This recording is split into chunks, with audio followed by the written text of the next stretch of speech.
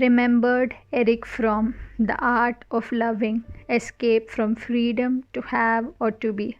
Love is union while retaining the separateness and integrity of one's own self. It is an experience of sharing and communion which permits the full unfolding of one's own inner activity. It is the experience of solidarity with our fellow creatures. What matters is the quality of loving, not the object. Out of the polarity of separateness and union, love is born and reborn.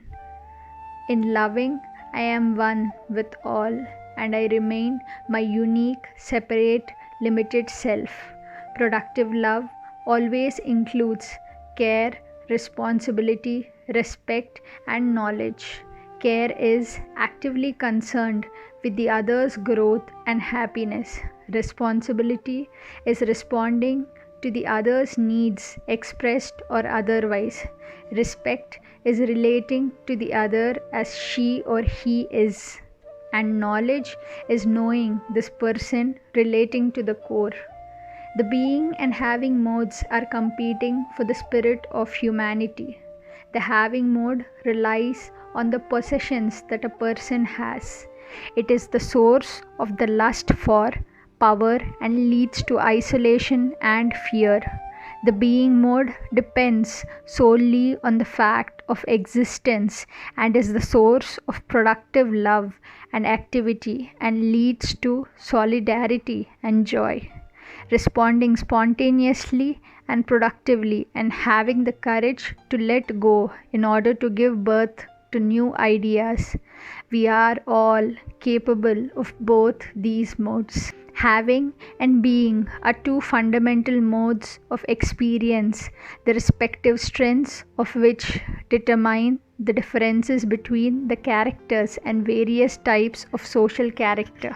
Commitment to the having mode inevitably leads to perpetual war, the war between classes, essentially the exploiting and the exploited, has always existed in societies that were based on the principle of greed.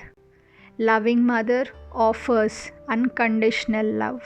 Motherly love is mercy and compassion. By contrast, fatherly love depends on the achievements and good behavior of the child. Father's love can be lost, but regained by repentance and renewed submission. These two sides, the need for mercy and justice, coexist in every person. The deepest yearning of human beings seems to be a constellation in which these two poles are united in a synthesis.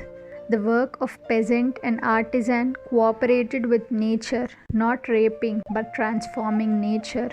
On the other hand, sacred elements of industrial religion are work, property, profit, and power. Its positive elements include furthering individualism and freedom within limits.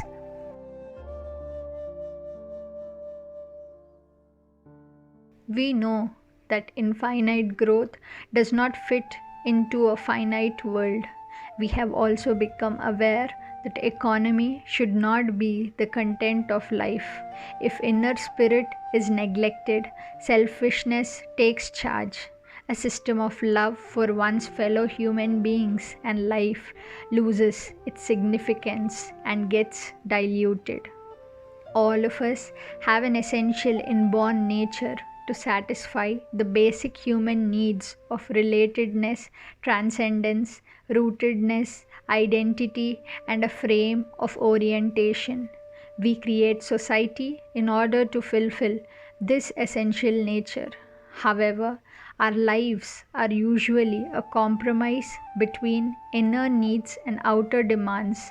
Yet it is possible to devise such a society where freedom and spontaneity are fully attainable. To be, we need to be productive, unalienated, relating to the world lovingly, using reason to grasp reality objectively, feeling as an unique model, feeling one with fellow human beings, not responding to irrational authority, willingly accepting the rational authority of conscience and reason, and is in the process of being born or knowing oneself as long as one is alive. To be one's relationships to others in the social sphere are similar in their qualities to relationships in the private sphere. To be, we do not infringe on others' rights or liberties. To be, we work together for being useful to the world and for collective and personal fulfillment. The idea is not increased productivity or higher wages. It is living with joy or happiness, educating oneself, pursuing common endeavors of usefulness, actively related to the world. The central nature of activities include discovering, fostering, and developing human relations. The centrality of being is being useful to the limits of endurance. This calls for a revolution of our hearts. Incidentally, this does not require new wisdom, but new seriousness and dedication. The future of life in the universe is in being and doing rather than in having. Having is not our basic instinct. Sharing is. Being one with nature is. Leading ourselves into being is. To becoming one with our inner spirit and the spirit of the universe. Universe conspires to help us. Our sarvendriyas take us into being simple, meaningful, fulfilling, useful life. Let us be. Let us go towards having nothing to have everyone. Let us be simple to have the bliss of life. Let us be stress free. Let us live. This is Prakriti Yoga. This is life in harmony. This is life and nature flowing together. This is Kaivalya Yogam.